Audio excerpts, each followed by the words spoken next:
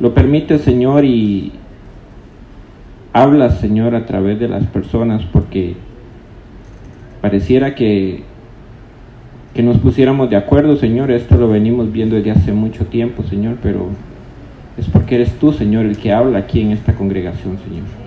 No somos nosotros, no soy yo, no es el pastor, no es el que viene a dar la meditación, sino que eres tú, Señor, el que guía, el que quiere transmitir un mensaje, Señor, para tu pueblo. Te doy gracias, Señor, en el nombre de Jesús, por todas las cosas y por lo que hoy quieres enseñarnos, Padre. Amén y amén.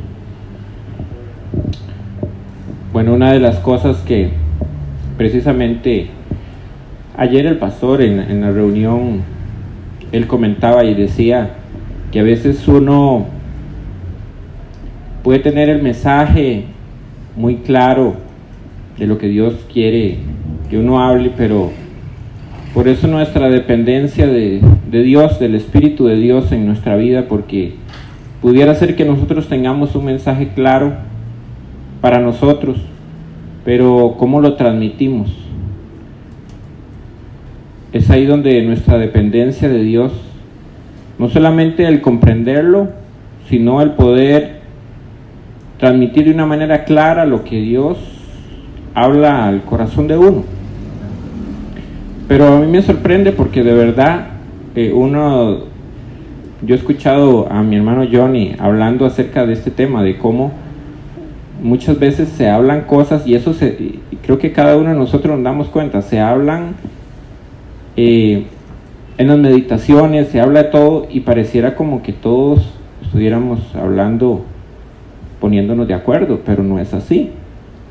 Y mucho de lo que habló mi hermano Rafa es parte de eso, es parte de lo que hoy les traigo, pero lo van a entender más a plenitud, van a hacer la conexión cuando avancemos en el tema.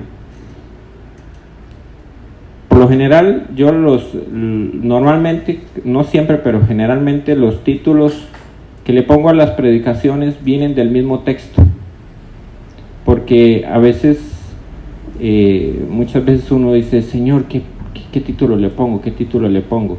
Pero a veces la misma palabra tiene, y eso lo he aprendido también del pastor, ¿verdad? Que muchas veces la misma palabra nos enseña tan claramente con frases que muestran realmente lo que Dios quiere hablar como central en lo que uno estudia, el verso o el capítulo o el versículo que Dios le pone a uno en el corazón. Y esta vez no es la sección, esto es el título que le he puesto, se llama ¿qué derecho pues tengo aún para clamar más al Rey? Vamos a hablar un poquito, mayormente diría yo, acerca de una historia.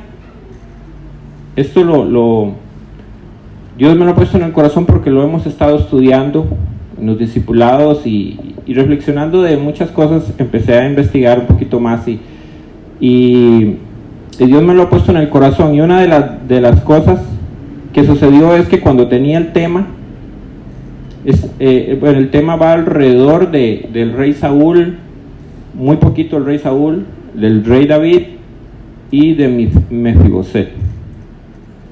Cuando tenía el tema, me di cuenta cuando el pastor puso las predicaciones que él, no sé si es un par de semanas o él tiene una predicación precisamente del rey David y de Mefiboset, ¿verdad? Digo yo,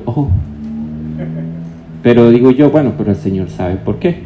Pero probablemente Dios hablará de diferente forma o a diferentes personas, no lo sé, o sea, solo Dios sabe por qué Él quiso que se utilizara por lo menos parte. Tal vez no me voy a enfocar solamente en ese texto, sino voy a utilizar otros, pero en algún momento digo yo, bueno, coincidió, pero es porque así Dios lo quiso. Entonces digo yo, este es el que el Señor me puso, ese es el que voy a predicar.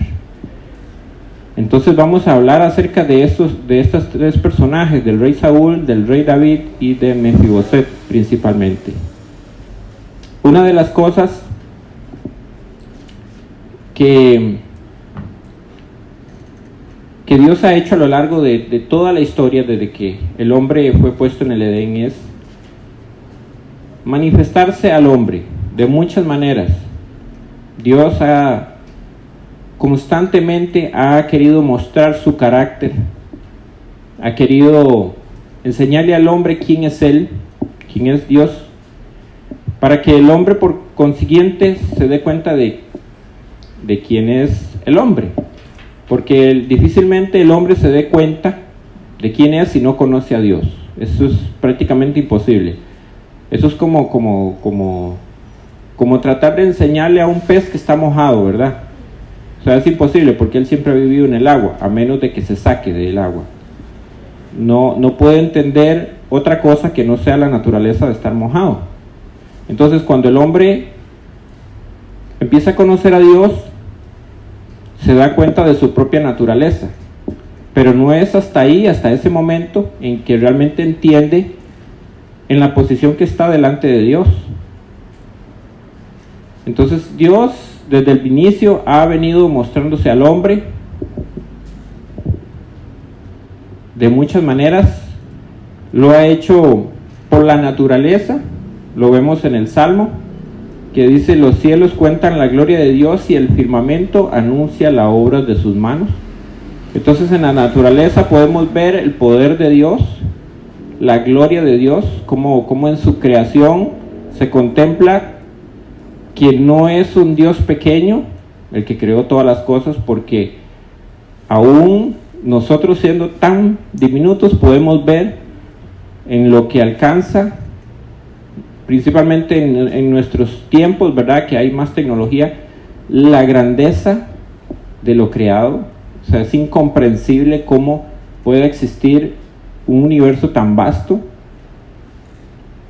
Entonces, el Dios que creó ese universo no puede ser, ni por la mente más pequeña puede pensarse que es un Dios pequeño. Es un Dios extremadamente poderoso, que tiene todo bajo control, porque todo se sostiene por su poder.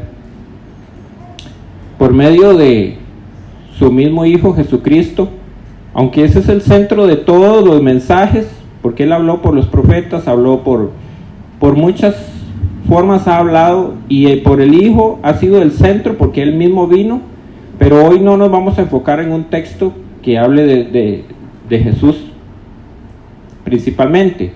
Por supuesto que Él es el centro de todo, pero esa es una de las mayores formas en que Dios ha hablado.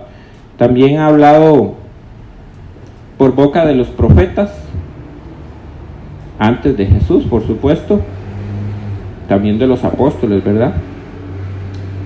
¿Cómo habló por los profetas? Bueno, una de las cosas que ha hecho es manifestarle al pueblo lo que decía al principio, su carácter, o sea, qué es lo que Él es, cómo se manifiesta.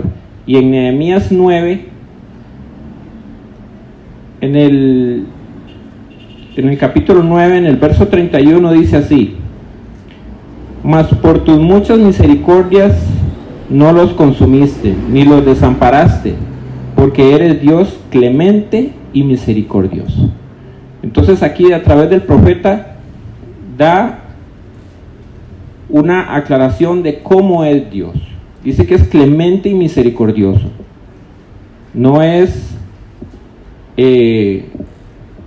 algo que alguien podría pensar, ¿y cómo será Dios? Y que Dios lo deje como a medias, como dudando del carácter de Dios. No, Él es muy claro, dice que Él es clemente y misericordioso. Y uno de los atributos más constantes en toda la Escritura, mencionada principalmente, es eso: la misericordia de Dios. Hay muchas partes de la Escritura donde se habla de la ira de Dios, donde se habla de la justicia de Dios, pero mayormente vemos en la Escritura la misericordia. ¿Por qué? Porque desde el principio eso fue lo que fue manifiesto cuando Adán pecó. lo primero que fue manifestado fue la misericordia, porque Él pudo haber aplicado su justicia y el ser humano pudo haber sido exterminado inmediatamente.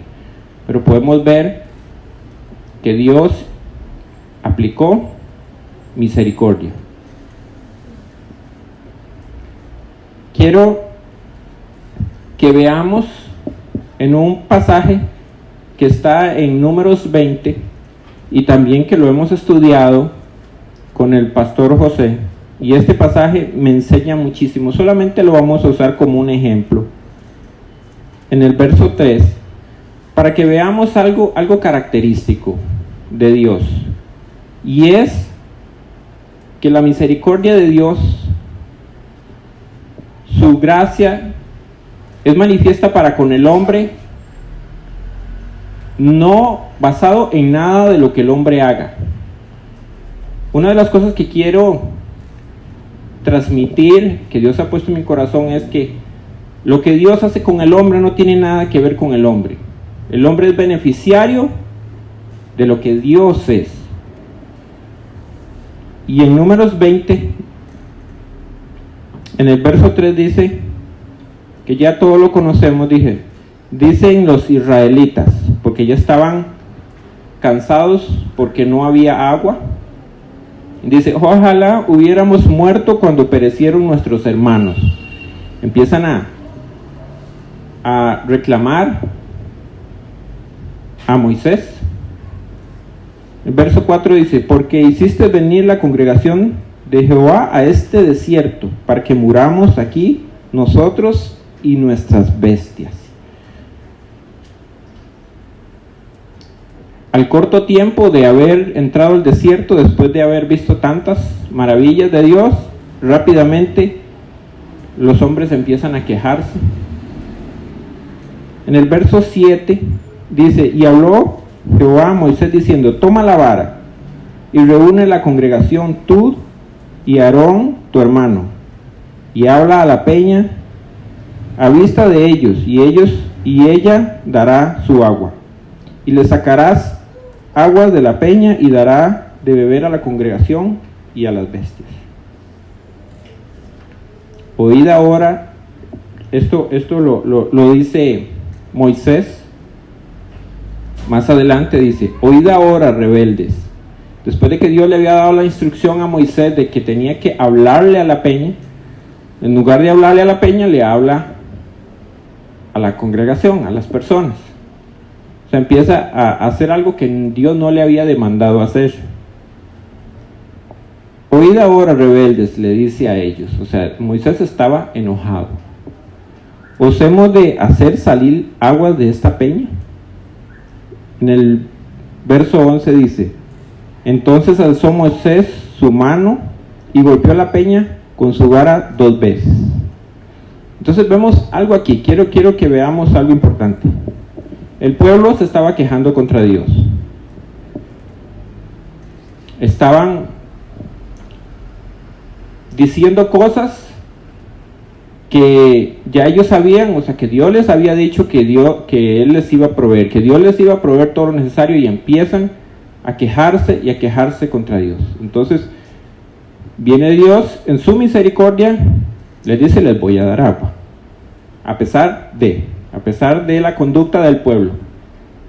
Pero no solamente nos quedemos ahí, porque podríamos pensar, bueno, es que Dios lo estaba haciendo por Moisés. Pero Moisés también se equivoca y empieza a hacer las cosas mal.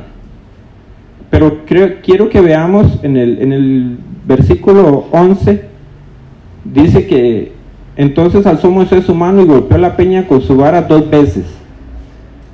A pesar de que Moisés había hecho incorrectamente, no había hecho lo que Dios le había mandado, dice, y salieron muchas aguas, y bebió la congregación y sus bestias. Entonces, mis hermanos, aquí vemos claramente que Dios no actúa con el hombre de acuerdo a lo que el hombre realmente merece. Porque ellos recibieron muchas aguas, porque Dios es misericordioso. ¿Qué recibió Dios de ellos? Reclamos, desobediencia de parte de Moisés, O sea, no tuvo nada que Dios dijera, bueno, son dignos de que yo les dé agua. Absolutamente nada. Sin embargo, dice que salieron muchas aguas y bebió todo el pueblo y bebieron las bestias. ¿Por qué es eso? Porque precisamente Dios es misericordioso. Entonces a veces nosotros escuchamos a personas diciendo, ¿por qué Dios me escogió? ¿Qué vio Dios en mí? Absolutamente nada. Lo que Dios hace en nosotros, ha hecho y hará, no tiene nada que ver con nosotros, sino es por su misericordia. Entonces, este es un claro ejemplo de que muchas veces no necesariamente porque una persona o una congregación esté caminando bien, o sea, le estén saliendo las cosas bien, significa que Dios está de acuerdo con todo lo que se hace en esa congregación. Porque a veces las personas son pragmáticas y empiezan a decir, bueno, si las cosas están funcionando de una manera correcta es porque Dios está de acuerdo en la forma que estamos haciendo las cosas. Sin embargo, vemos aquí que el pueblo actuó mal, Moisés actuó mal y Dios aún así los favoreció. Porque Dios es bueno, porque Dios es misericordioso. Y esa es la tónica en toda la Escritura. El hombre recibe el favor de Dios, recibe cosas que aún ni siquiera en este momento nosotros entendemos, porque nosotros a veces pareciera que lo que tenemos son pinceladas de entendimiento. Como dice Pablo, vemos como por espejo, entendiendo que un espejo en el tiempo de Pablo no era como los de hoy, ¿verdad? Que el reflejo era al 100, sino que era algo turbio. Precisamente a veces eso nos pasa a nosotros, vemos las cosas no tal como son, y eso muchas veces ocasiona que no adoremos a Dios de la manera correcta. Por eso es tan necesario persistir en la palabra, porque es ahí donde nosotros podemos ver verdaderamente quién es Dios y qué somos nosotros delante de Dios. Vamos a irnos a Primera de Samuel,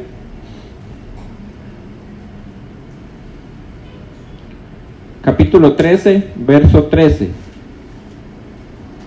Para primeramente iniciar con Saúl, porque a él como rey, cuando Dios decide desecharlo, hay una consecuencia que va a arrastrar a toda su descendencia, que no es mucha, por cierto. Y de ahí es que vamos a hablar de Mefiboset. En el verso 13 dice: entonces Samuel dijo a Saúl, locamente has hecho, no guardaste el mandamiento de Jehová, el mandamiento de Jehová tu Dios, que él te había ordenado, pues ahora Jehová hubiera confirmado tu reino sobre Israel para siempre. Y el 14 dice: mas ahora tu reino no será duradero. Bueno, para poner en contexto, creo que todos conocemos qué fue lo que hizo Saúl, ¿verdad? Él hizo sacrificios donde solamente los sacerdotes podían hacer sacrificio. Pero él, porque el pueblo se le iba a ir y Samuel había tardado en llegar, entonces decide él hacer el sacrificio. Cuando Samuel llega, o sea, a lo tico dice: ¿qué hiciste? No voy a terminar la frase, ¿verdad? Pero realmente él, lo que le da a entender es que lo que ha hecho es lo más tonto que pudo haber hecho, porque él sabía que él no podía hacer eso. Era un desafío a Dios directo. Sin embargo, él creía que estaba haciendo lo bueno, cuando estaba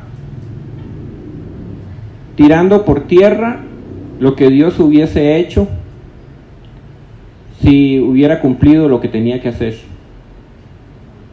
Y esto arrastra a toda su familia, porque su descendencia es borrada de poder tener una descendencia como reyes de Israel, porque ya Dios se había reservado a otro rey, el rey David. Aquí entonces vemos que al igual que al inicio de la creación, en Génesis 3:11, no lo busquen, solamente voy a hacer una mención pequeña. En Génesis 3:11 dice: ¿has comido del árbol del que yo te mandé que no comieses? O sea, es precisamente lo mismo que hizo el rey Saúl. O sea, Dios le había dado una orden y él la incumplió. Desobediencia. Esa es la tónica en toda la escritura. El hombre desobedeciendo a Dios. Y eso arrastra consecuencias. En este caso, la consecuencia también viene para la familia de Saúl.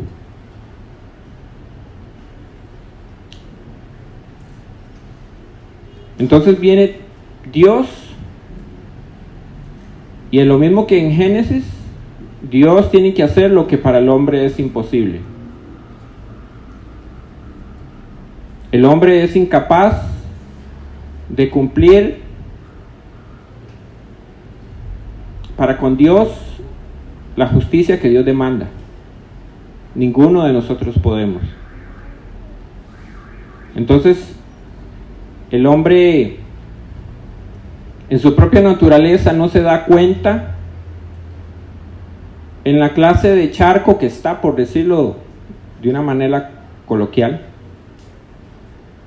Está hundido, pero no se da cuenta hasta que empieza a Dios a manifestarse. Y yo quisiera, en el texto que está en 2 Samuel capítulo 9, que de ahí vamos a arrancar ya con la historia, que es como el centro de todo lo que quiero decir, que lo veamos como una de las parábolas que Jesús nos enseñaba, porque aunque es una historia real, pareciera que esto es como una parábola de lo que realmente Dios hizo en nosotros. Porque aunque David es un hombre, Mefiboset es otro hombre, pero nos da una figura, nos da a entender realmente que hay algo que Dios hizo con nosotros, que aunque esto funciona como una parábola, por decirlo de alguna manera,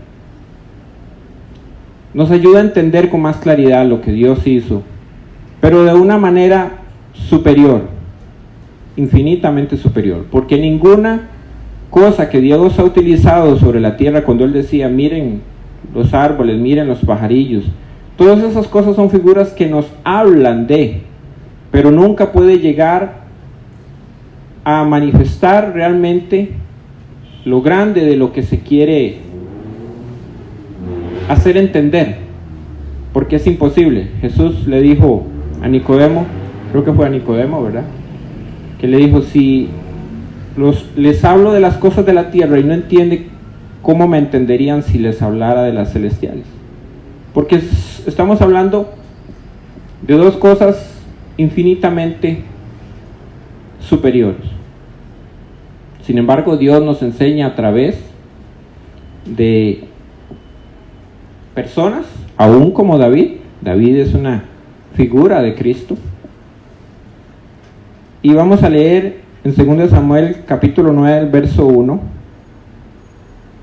Dice así, dijo David, ¿ha quedado alguno de la casa de Saúl a quien haga yo misericordia por amor a Jonatán? Primero, quiero que guardemos esto ahí como en el chip. Que haga yo misericordia ¿por quién? Por amor a Jonatán. ¿Tenía algo que ver Mefiboset en esto? ¿Él había hecho algo para merecer que David lo llamara? Ok, entonces tengamos eso ahí.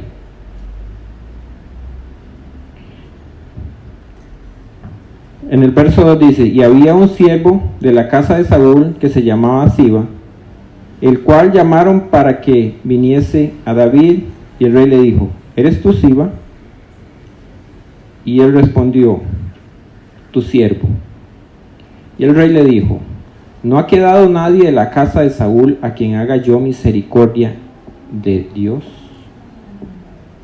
Porque David estaba iba a aplicar misericordia, pero dice que es misericordia de Dios, no es la misericordia de David. Y Siba respondió al rey: aún ha quedado un hijo de Jonatán, lisiado de los pies. Entonces el rey le preguntó: ¿dónde está? Y Siba respondió al rey: he aquí, está en casa de Maquir, hijo de Amiel, en Lodebar. Entonces envió al rey David y le trajo de la casa de Maquir, hijo de Amiel, de Lodebar. Primeramente quiero hacer referencia a que Mefiboset dice que vivía en Lodebar. Cuando nosotros buscamos qué era Lodebar, o sea, ese lugar, qué caracterizaba a Lodebar. Lodebar era un lugar que, si nos vamos al significado etimológico, lo que significa es lo, que significa no, y debar, que significa palabra o no palabra. Un lugar de tanta desolación que se creía que la palabra de Dios no podía llegar. O sea, el que estaba en Lodebar era una persona que había sido desterrado totalmente de conocer la palabra de Dios. O sea, los judíos, bueno, en ese tiempo estaba Israel completo. Los separaban de una manera que no podían tener conocimiento de quién era el Dios de Israel. Eran marginados las personas que vivían en Lodebar, o sea, no tenían ninguna comunicación. Era como lo peor de lo peor. Ahí lo único que había era desgracia, desesperación. Lo podemos catalogar como esos barrios donde muchas personas consideran que las personas que viven ahí casi que no son humanos. Para ellos, por supuesto que esto no es algo que nosotros podamos tomar literalmente, porque jamás.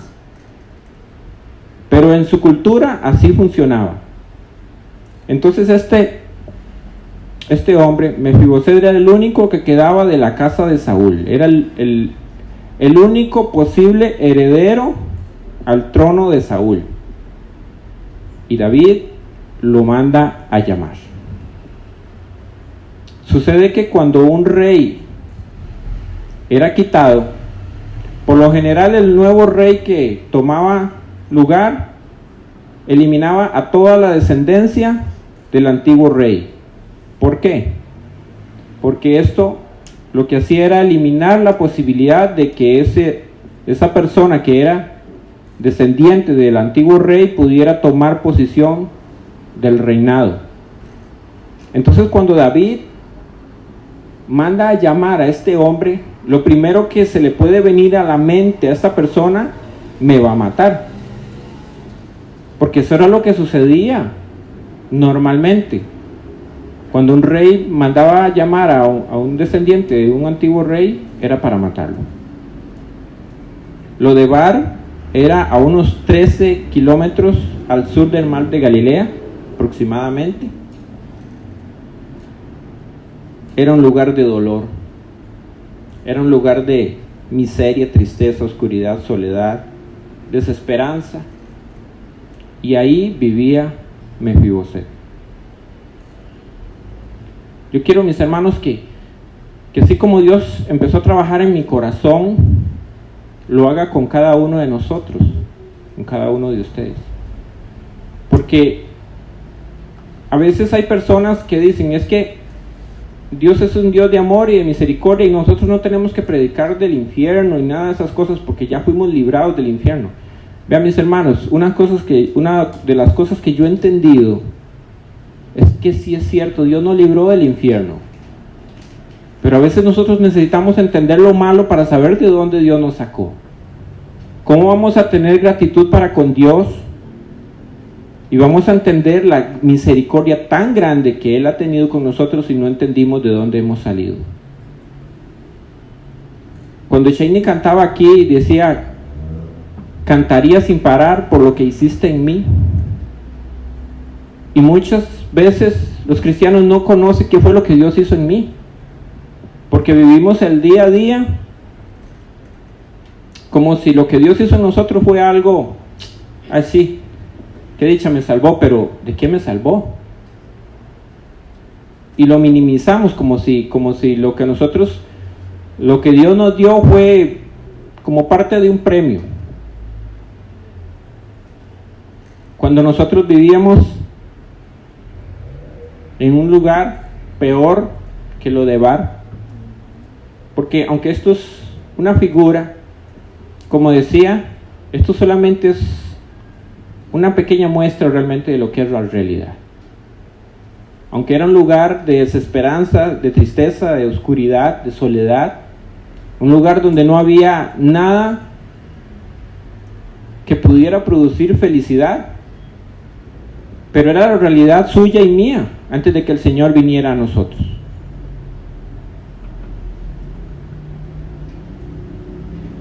En el verso 6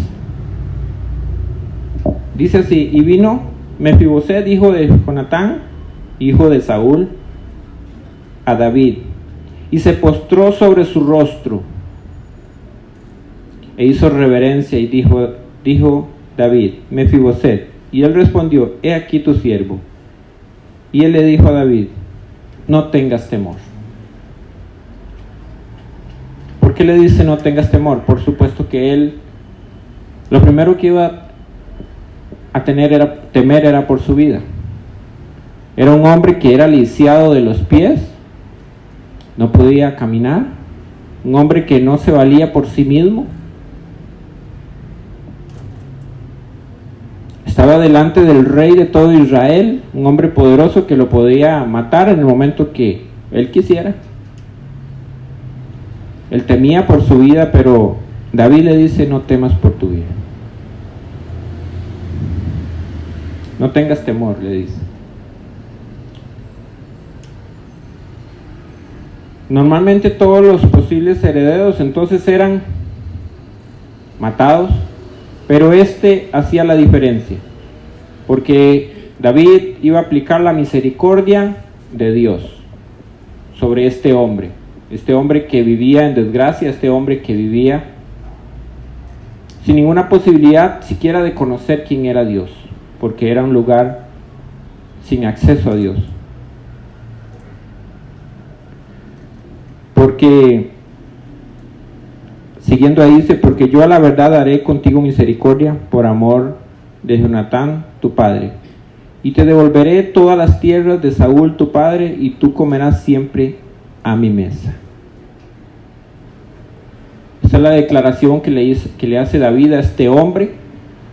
Por supuesto que él no estaba esperando eso. Yo me imagino nada más el respiro que pudo haber tenido este hombre, porque él sabía que él no merecía eso. Él sabía que lo único que le esperaba era la muerte. Sin embargo, viene David y le dice: le devolveré las tierras de tu padre Saúl.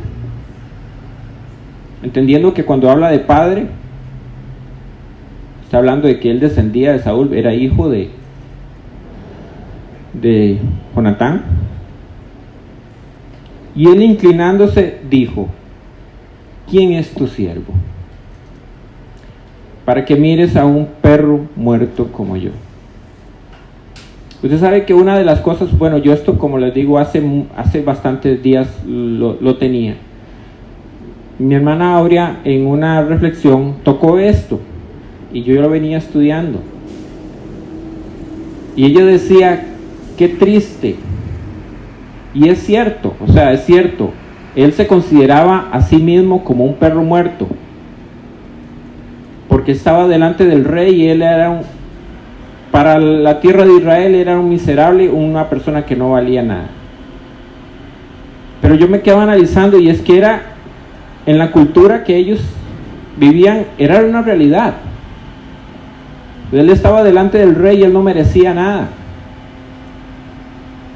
Pero yo no quería enfocarme en eso, porque si yo me enfoco en lo, y no es que estoy menospreciando lo que ella dijo, es una realidad, es triste.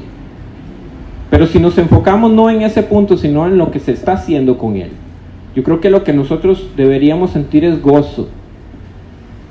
¿Por qué? Porque nosotros estábamos en la misma posición, nosotros éramos como perro muerto. De hecho, que en algún momento yo le iba a poner ese título a la prédica. Pero hay algo más adelante, en un texto que está más adelante, que me llamó la atención.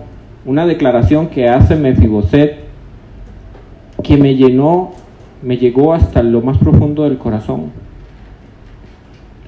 Porque cuando yo logro entender que aunque él se considera a sí mismo como nada, como basura delante del rey,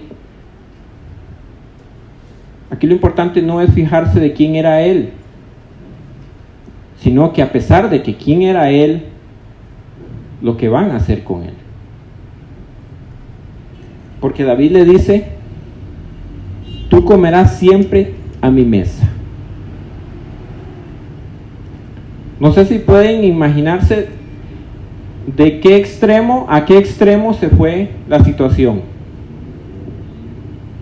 Y esto es solamente, como decía, es como una parábola, viéndolo de una manera figurada, de lo que Dios hizo con nosotros, pero de una manera tan infinitamente superior. Y ahorita lo vamos a ver por qué, aunque ya todos lo conocemos, pero vamos a ver la grandeza de entender de dónde Dios nos sacó y para dónde nosotros vamos. O ya estamos, pero solamente que nosotros vemos la parte temporal nada más. Como decía mi hermano Rafa, ya Él nos ve allá. Solamente que nosotros a veces no vemos más allá de nuestra nariz. Y eso nos limita. Nos limita en las situaciones temporales, nos limita en los problemas que podemos estar pasando en un momento determinado, que no quita la realidad de que son difíciles, sí, pero si nuestra mirada está puesta en lo que Dios tiene para nosotros al final, todo se puede superar. Y es ahí donde quiero irme a la otra parte. Conociendo ya que el rey había llamado a Mefiboset y le había dicho que iba a estar en la mesa, en 2 Samuel capítulo 19, en el verso 24, después de que había sucedido una situación con David, porque David había ido a pelear, en realidad no había ido a pelear, había tenido una situación con su hijo, que ahorita no me acuerdo, ya se me desconectó el nombre del hijo de David, que se hizo rebelión contra David. Absalón, gracias pastor. Absalón hizo rebelión contra David y quiso pelear contra David. Entonces dio toda una situación ahí donde, a pesar de, Dios respalda a David, y David regresa a Jerusalén, y es aquí donde nos encontramos en el verso 24 de 2 Samuel 19, y vamos a leer así: también Mefiboset, hijo de Saúl, descendió a recibir al rey cuando regresaba otra vez. No había lavado sus pies, ni había cortado su barba, ni tampoco había lavado sus vestidos desde el día que el rey salió hasta el día que volvió en paz. La estima que tenía Mefiboset hacia el rey era extremadamente grande. Primeramente porque él conocía que él era inmerecedor de lo que el rey había hecho con él. Y después lo que el rey le había prometido a él, o le había dicho que iba a hacer con él, que se iba a sentar a la mesa todos los días. Entonces hay una gratitud de parte de Mefiboset para con el rey, que yo creo que nosotros Si nosotros nos analizamos a nosotros mismos, nos hace falta mucho de eso. Dista mucho de lo que el pueblo de Dios le agradece a Dios, lo que Dios ha hecho con nosotros. Y leyendo más, dice el 25, y luego que vino a él, a Jerusalén, a recibir al rey, el rey le dijo: Mefiboset, ¿por qué no fuiste conmigo? Y él respondió: Rey, señor mío, mi siervo me engañó, hablando de Siba. Pues tu siervo había dicho: enalbararé un asno y montaré en él, e iré al rey. O sea, Mefiboset le dice al rey: yo dije que iba a ir contigo, iba a montar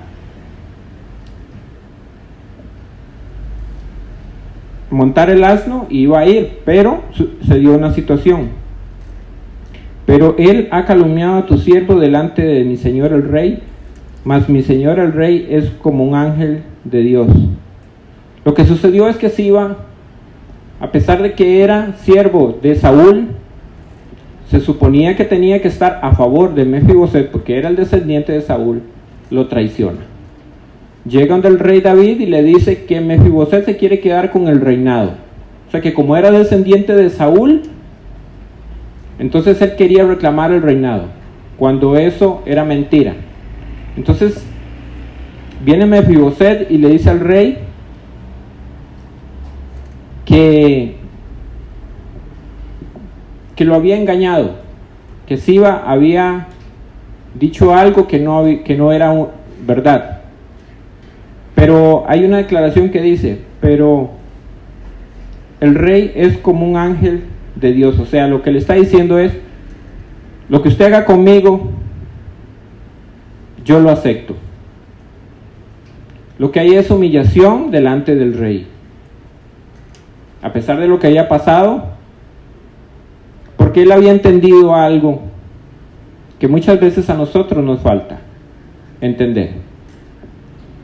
Y es lo que viene más adelante, que esto es algo que realmente me puso a meditar. Dice: haz pues lo que bien te parezca, le dice al rey, porque toda la casa de mi padre era digna de muerte. O sea, lo que le está diciendo él al rey es: yo no merecía ni siquiera estar aquí, yo debería estar muerto, yo no tengo nada, no tengo derecho a nada.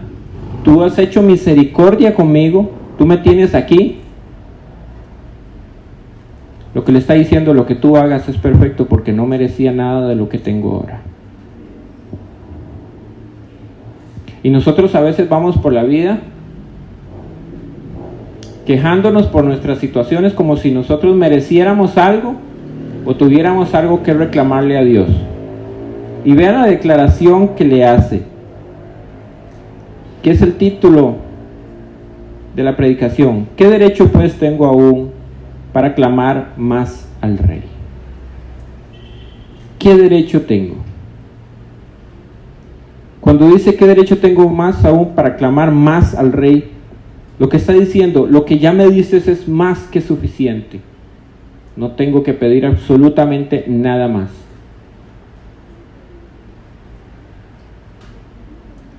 Nosotros, mis hermanos, la palabra dice que nosotros fuimos bendecidos con toda bendición espiritual en los lugares celestiales en Cristo Jesús. La pregunta que nos debiéramos hacer es: ¿tenemos derecho nosotros a reclamarle algo más a Dios? ¿Será que no es suficiente lo que Dios ha hecho en nosotros? ¿Somos tan malagradecidos que la iglesia de hoy en día anda decretando, anda pidiéndole a Dios cosas de una manera irreverente, como si nosotros tuviéramos siquiera un solo derecho de reclamarle algo al dueño y señor de todo? porque esa es la conducta humana.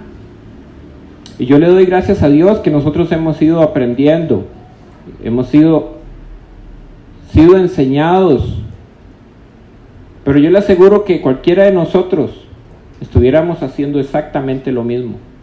¿Por qué? Porque no conocemos el carácter de Dios. No nacemos con la naturaleza de saber quiénes éramos, dónde estábamos y qué fue lo que Dios hizo con nosotros. Entonces, esto realmente, como les digo, me mueve el corazón de verdad de entender que ni siquiera nosotros podríamos pensar que el estar aquí es algo que nosotros podemos verlo como algo que merecemos. El siquiera estar vivo, el siquiera levantarnos cada mañana. Hay una predicación que la vez pasada había comentado de este predicador, pero se me había olvidado el nombre, hoy sí lo recuerdo, de Jonathan Edwards. Una predicación que escuché hace tal vez unos 3 meses, 4 meses tal vez.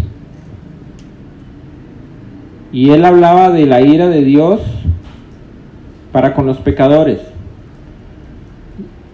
Y me sorprendía la forma en que él exponía la palabra, porque él decía que lo único que no permite que vayamos al infierno es la complacencia de Dios.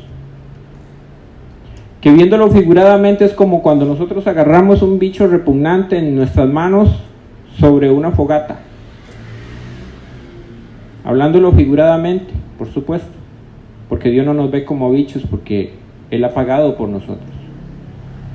Pero en un sentido pareciera que así es, porque nosotros podemos tener un bicho en nuestras manos y lo único que sostiene a ese bicho en nuestras manos es nuestra complacencia, porque en el momento que nosotros soltamos nuestros dedos, el destino de ese animal quedaría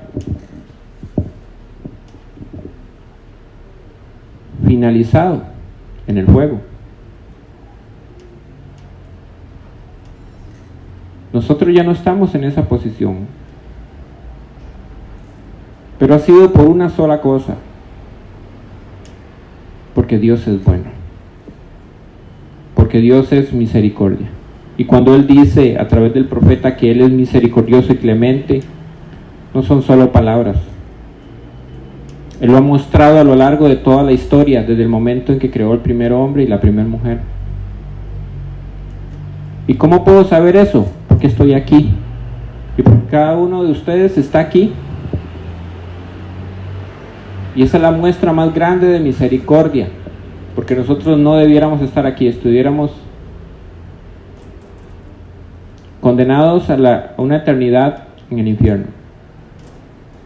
Y eso debe ser suficiente. No importa las circunstancias, no importa si estoy pasando momentos difíciles, en todo momento Dios debe ser adorado. Y eso no significa que hay momentos donde nos podamos sentir tristes, momentos donde sentimos que no hay un desierto, porque a veces hay un desierto, a veces se pasan momentos difíciles, pero nuestra vida no tiene que estar manejada por nuestras emociones, sino por nuestras convicciones. Entonces, ¿qué nos toca hacer? Nos toca hacer lo que sabemos que tenemos que hacer. No importa lo que estemos pasando, hagamos lo que sabemos que tenemos que hacer. Y tengamos muy claro que a Dios no se le exige, que a Dios se le ruega por su misericordia. que a Dios se le trata con respeto. Porque si este hombre delante de otro hombre pudo tener esa reverencia que tuvo, ¿cuánto más nosotros delante del Rey de Reyes y Señor de Señores? Que nosotros somos infinitamente más pequeños, somos polvo delante de Dios.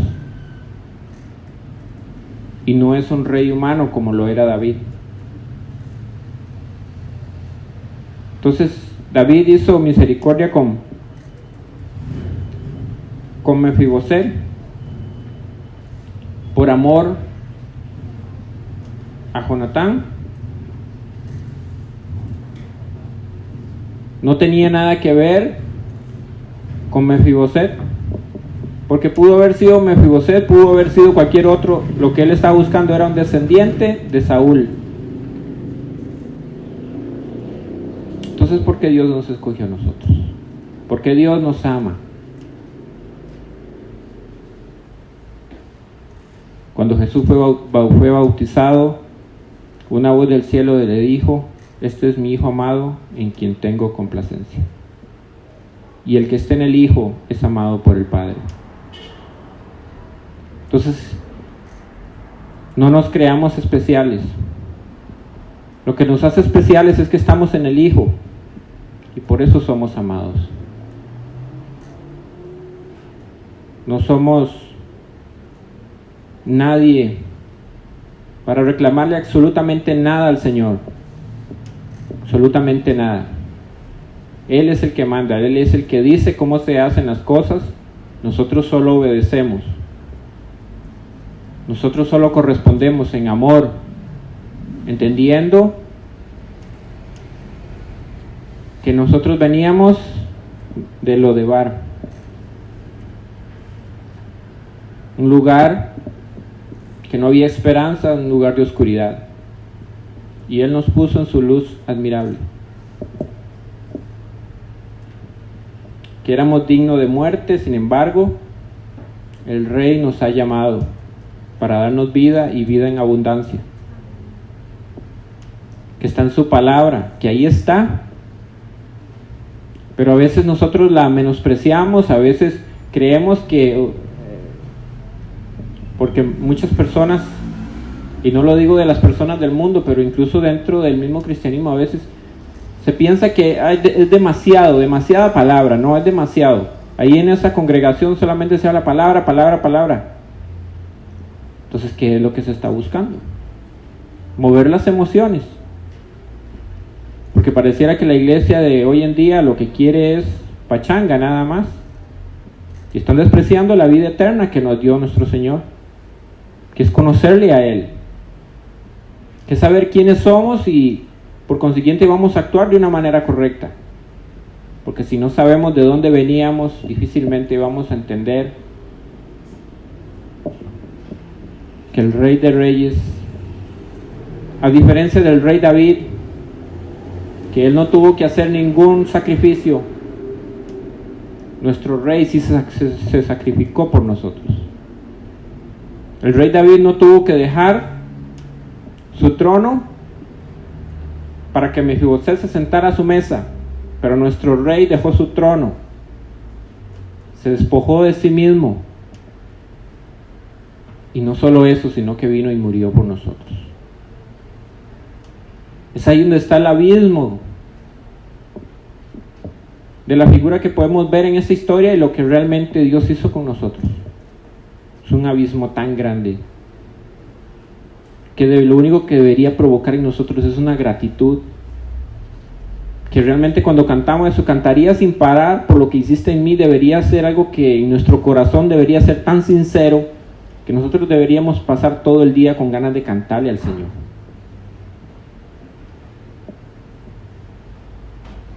Por entender eso. Mefiboset recibe estar entre los convidados a la mesa del rey, pero hay algo que Mefiboset declara, a pesar de que ya el rey le había dicho que iba a estar a la mesa,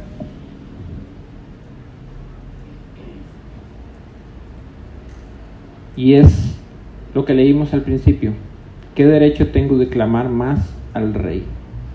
Era suficiente, no había más nada que el rey pudiera hacer que él considerara necesario, porque si él era digno de muerte, y eso pasa en nosotros, mis hermanos, a veces creemos que Dios no ha hecho suficiente con nosotros, y eso pasaba con Israel. Malaquías 1, en el verso 1, escuchemos estas palabras: profecía de la palabra de Jehová contra Israel por medio de Malaquías. Yo os he amado, dice Jehová. Y dijiste, ¿en qué nos amaste? Esa es la declaración del pueblo. Dios le dice, yo los he amado. Y el pueblo le dice, ¿en qué nos has amado? Podemos ver la diferencia entre el reconocer lo que Dios ha hecho y un corazón sin siquiera pizca de gratitud. Entonces el Señor le dice, ¿no era Esaú hermano de Jacob? Dice Jehová, y amé a Jacob y a Esaú aborrecí, y convertí sus montes en desolación, y abandoné su heredad para los chacales del desierto.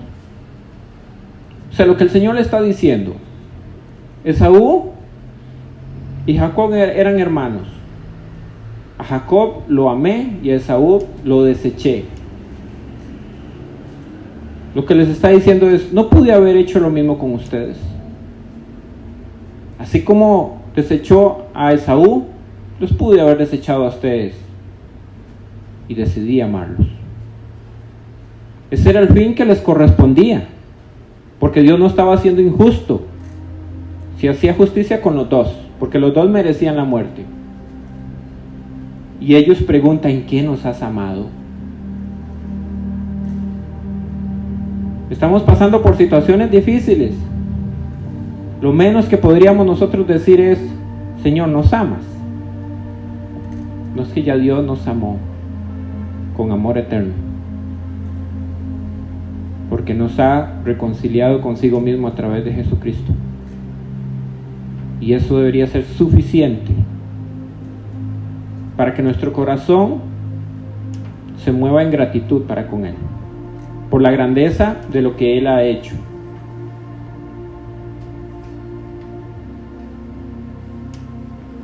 Por la grandeza de lo que Él tiene para su iglesia, que tal vez hoy no lo estamos viendo, porque como decía, a veces vemos solamente lo que está apenas delante de nosotros. Pero si escudriñamos las Escrituras, podemos ver claramente lo que Dios tiene para nosotros. No es algo que es oculto a nosotros. En el capítulo 19 de Apocalipsis, en el verso 6, quiero terminar con estas palabras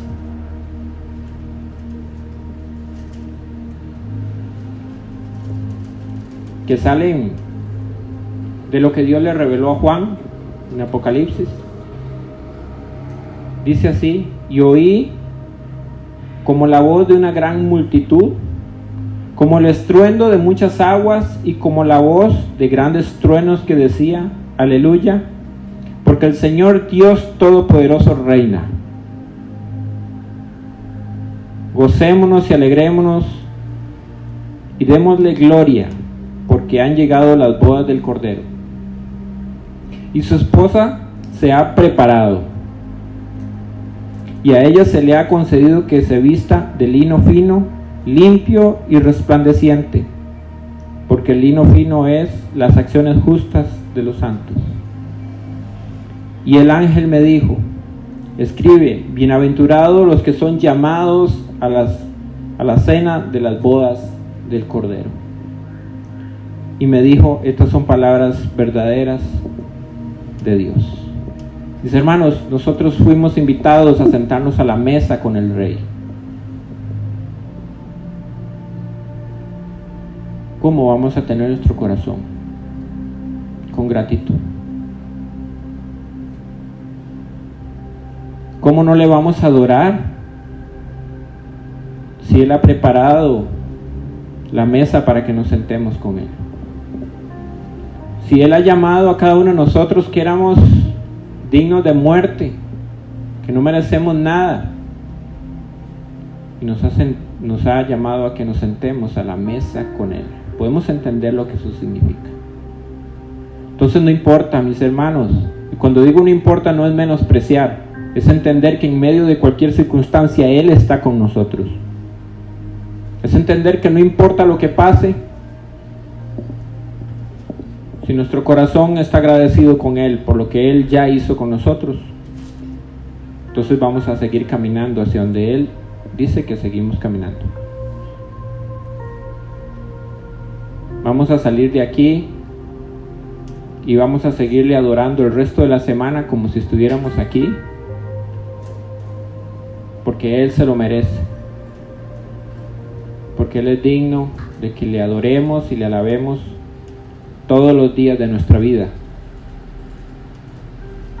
hasta que Él nos llame o hasta que Él venga por nosotros, para que vayamos a sentarnos a su mesa. Amén. Señor, te doy gracias.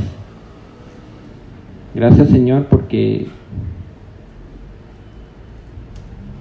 has sido tan bueno con nosotros, Señor. Nos has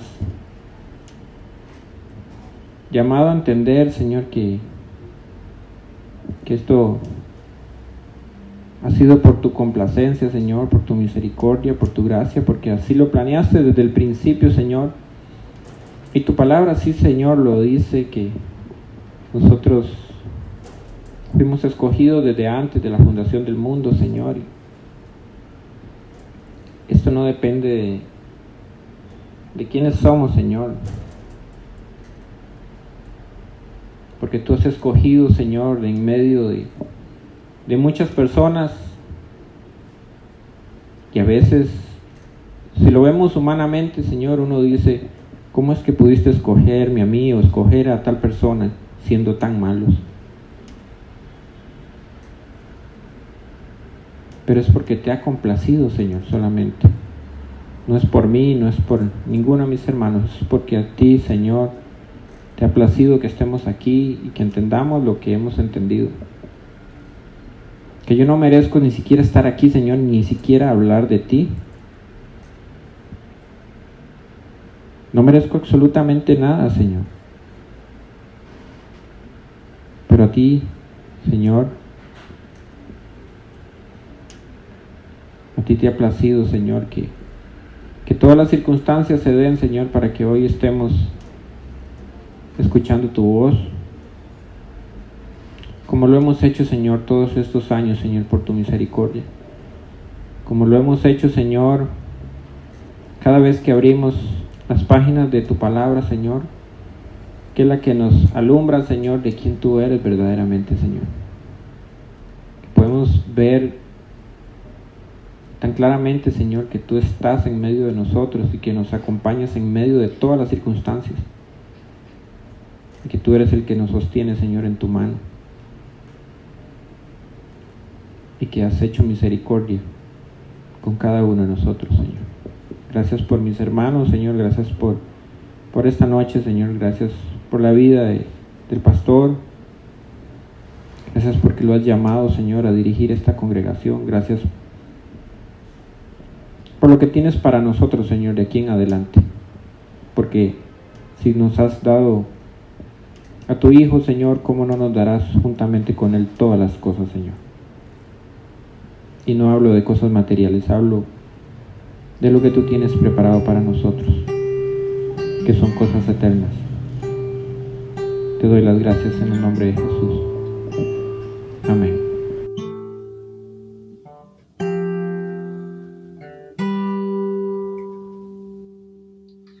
Y sé que es tu fidelidad que lleva mi vida más más allá de lo que pueda imaginar.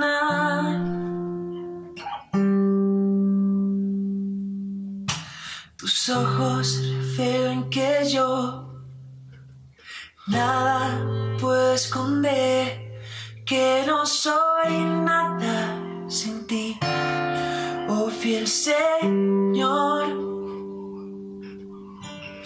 Todo lo sabes de mí, cuando miras el corazón, todo lo puedes ver muy dentro de mí. Lleva mi vida a una sola verdad, y cuando me miras, nada puedo ocultar. Y sé que es tu fidelidad que lleva mi vida más allá de lo que pueda imaginar. Y sé que no puedo negar que tu mirada puesta a mí me llena de tu paz. Tus ojos revelan que yo nada puedo esconder, que no soy nada sin ti, oh fiel Señor. Todo lo sabes de mí, miras mi corazón, todo lo puedes ver muy dentro de mí. Lleva mi vida a una sola verdad, que cuando me miras, nada puedo ocultar. Y sé que es tu fidelidad que lleva mi vida más allá de lo que pueda imaginar. No sé que no puedo negar que tu mirada puesta a mí me llena de tu paz.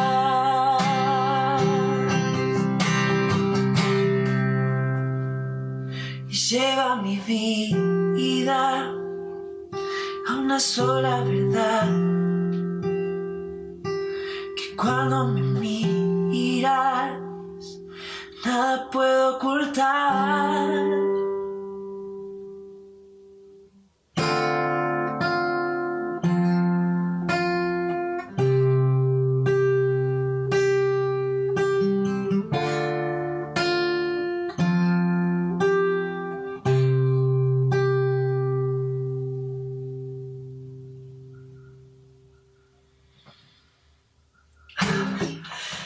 Gracias por ver el video y nada, ya nos vemos. Chao. Mira.